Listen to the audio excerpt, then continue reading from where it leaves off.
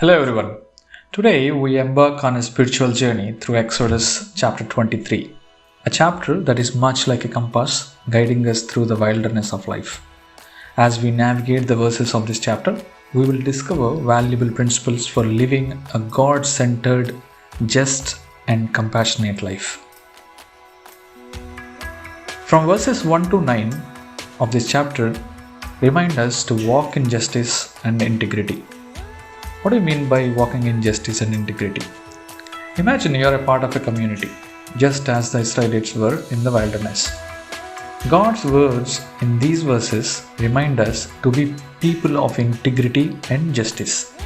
We are called to avoid spreading false reports, to steer clear of favoritism, and to seek truth and fairness in our interactions. What do you mean by spreading false reports? Spreading false reports is telling about someone while you don't know the entire truth, or talking about someone on their behalf without knowing the entire truth. To steer clear of favoritism. Favoritism is to be partial to somebody, whether they are doing a good thing or they are doing a bad thing.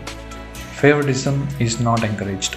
And to seek truth and fairness in our interactions. So whatever interactions we do, interactions only does not mean communication. Interaction only doesn't mean talking to each other. Interactions may be anything, any transaction that we make with the other individual. So we need to be truthful, and we need to show fairness in whatever we deal.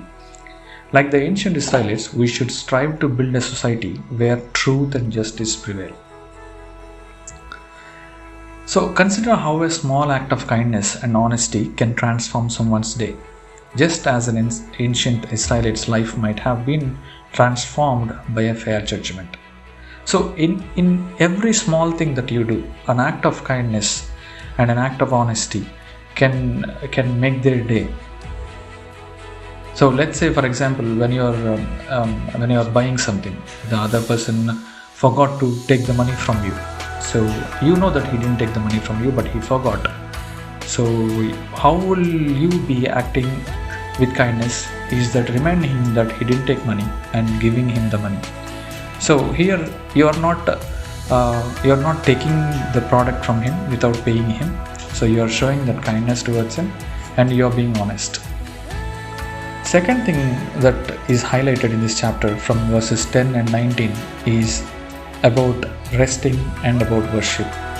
In these verses, God commands the Israelites to observe a Sabbath year, letting their land rest every seventh year. So they cultivate the land for 6 straight years, and God wanted them to rest for the 7th year. So in the same way as we do for 6 days we work, and 7th day is for rest and prayer. So this concept reminds us of the importance of rest and spiritual rejuvenation in our fast-paced lives. It encourages us to set aside certain time for worship and reflection. So we know we want to pray, we know we want to be dear to God, but as long as you don't plan it, as long as you don't keep it in your schedule to do this task every day, this time, if you don't plan it that way, you will not be able to do it every day. In anything, I mean, it's not just about prayer, it's not just about worship, or it's not just about reading the Bible. If you do any task without having to put it in the schedule or without having to plan for it, you'll not be able to do it every day consistently.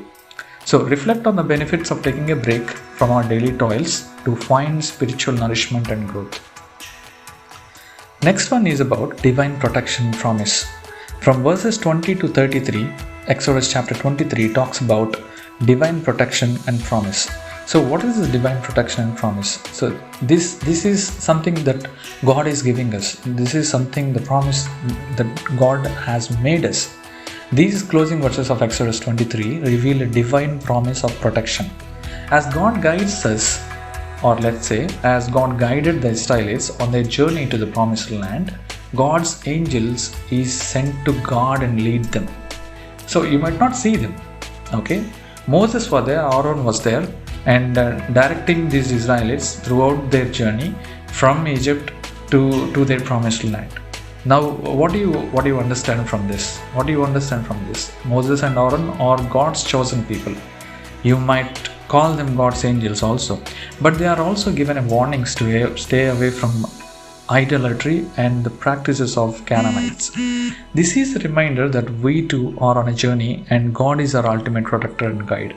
So we need to understand that we may not see God's angels every day.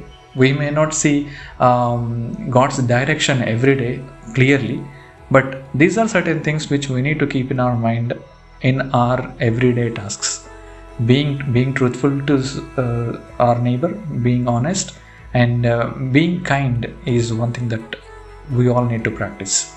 So once we are there, God is always there for us to protect us, and He gave that promise to us that He'll be our protector and guide. So just as the Israelites were guided and protected by God, we too have a divine presence with us in our life's journey. It's like having a constant, unwavering beacon of hope and guidance. So finally, when we close this chapter, we close it on a high. In Exodus 23, we discovered that this ancient text isn't just a historical account, it's a timeless guide for living our lives with integrity, devotion, and reliance on God's guidance and protection. It's a reminder that our lives, like the Israelites' journey through the wilderness, are marked by challenges and blessings. As we navigate the complexities of life, let us remember the lessons from Exodus 23. Let us be people of integrity and justice.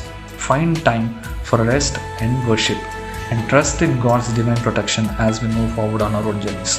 How do we find time? We plan it, we schedule it.